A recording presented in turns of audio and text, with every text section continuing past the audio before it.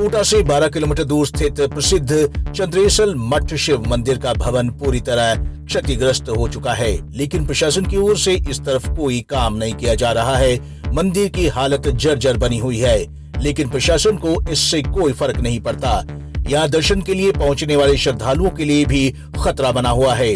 शहर के नजदीक 1000 साल पुराने इस चंद्रेश्वर मठ शिव मंदिर की दीवारें दरकने लगी हैं। इसकी अनदेखी के चलते इस ऐतिहासिक मंदिर का गुंबद हर बार बारिश में भरभरा कर गिर जाता है, लेकिन प्रशासन की ओर से कोई कार्रवाई नहीं की जा रही है। मंदिर की करीब 3-4 साल पहले स्थिति बहुत बुरी थी।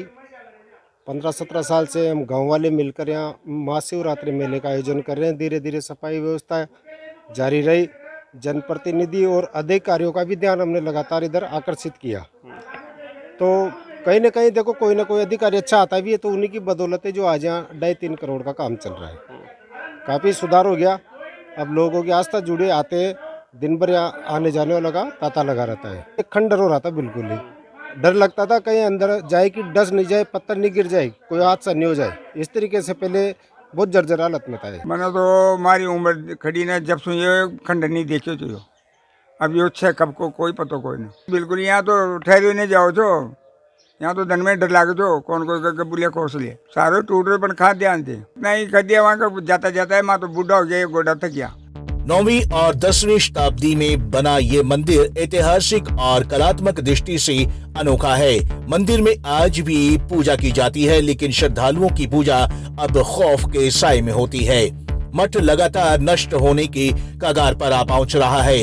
ऐसा नहीं है कि इसकी मरम्मत के लिए पैसे नहीं है। मंदिर मठ के नाम से 300 बीघा जमीन आज भी मौजूद है, जिसे तहसीलदार कार्यालय मुनाफे पर देता है। इससे अभी तक 2 करोड़ रुपए जमा हो चुके हैं, बावजूद इसके मठ की हालत दयनीय है। जैसे मान लो समिति तो बनी हुई है और समिति के आधार पे कोई काम नहीं हो रहा, वो तो गवर्नमेंट के प्रावधान के अंतर्गत जो है ना, उसी के तहत ये काम हो रहा है। क्योंकि जो पहले मुख्यमंत्री कोष से जो पैसा आया था 50 लाख पर्यटन के द्वारा, तो वो तो नीचे लगा ही देता उन्होंने। उसके बाद दोबारा इसका गर्भगृह का टेंडर जो हुआ, उसमें कोई नागर ठेकेदार है उनको दिया था, तो उसने क्या जो काम सही नहीं किया, उस आधार पर क्या आगे का जो उसका मुख्य बरामदा था उसको बनाकर उनका तो ठेका जहाँ तक है लगभग ऐसा लग रहा है कि निरस्त हो गया और ठेका शायद दोबारा ही होगा। तो पहले का जो बना हुआ है उसमें क्या मूर्तियाँ थी, जो उसका हर जगह जो पत्थर लगा होता उस पर हर जगह कुरी हुई मूर्तियाँ लगी हुई थी।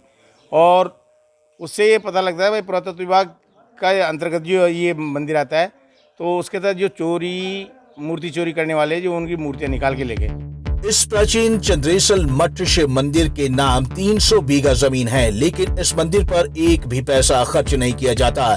ग्रामीण पिछले कई समय से मंदिर की मरम्मत की बात कह रहे हैं, लेकिन कोई भी अधिकारी या कर्मचारी सुनने को तैयार नहीं है। अभी तक हालात जस के तस बने हुए हैं। मंदिर परिसर में प्राचीन कलात्मक शैली के पत्थर भी खिसक चुके हैं। मंदिर में से एक शिवलिंग गायब है, कुआं कचरे से भरा हुआ है, मूर्तियां और कलाकृतियां इधर उधर बिखरी पड़ी हैं। इतना ही नहीं, यहाँ के दूसरे मंदिरों की स्थिति भी कुछ ऐसी ही है, क्योंकि यहाँ का प्रशासन मंदिरों पर ध्यान नहीं देता। लोगों की आस्था से जुड़े इन मंदिरों की मरम्मत नहीं करवाई जाती।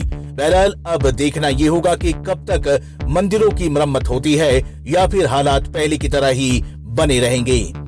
पंजाब केसरी टीवी राजस्थान के लिए कोटा से योगेंद्र महावर की रिपोर्ट।